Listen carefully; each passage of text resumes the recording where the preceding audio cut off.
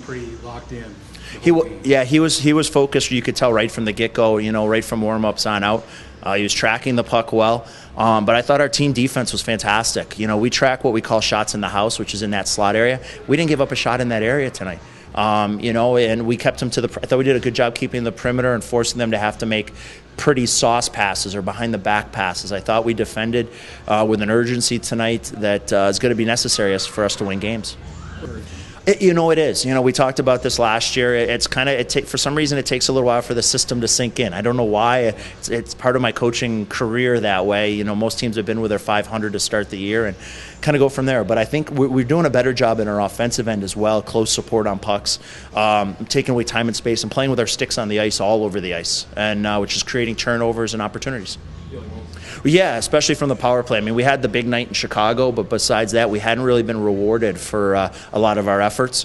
And there were two very nice plays. McFarland had a great pass to Petrovic there on the back door, and Petrovic does that very well, as we saw in the playoffs last year, kind of sneaking down.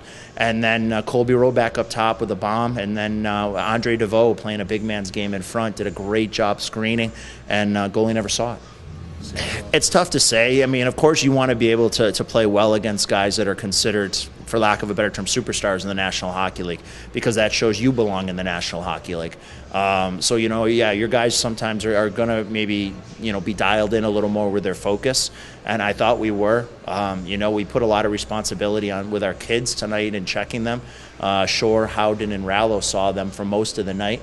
And I thought they did a good job against it. And you know what? Every night, though, every team's got really good hockey players, and we have to make sure we're ready for those. Game in this league. It is. It's part of the game. That's part of it. That's why it's a development league. It's taking adversity and finding ways to persevere. We knew they were going to come out hard. Usually you find a team that's had a day off and then a team that's played back-to-back. Usually the team that's played back-to-back. Even a 3-3 is better the first 20. And we knew we had to really be focused that first 20 to make sure we were at least even or had a lead coming out of it.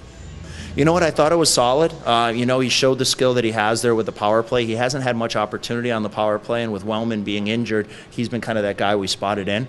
So he showed some abilities. He showed to make plays, and his game has come a long way, and he's still got a long way to go.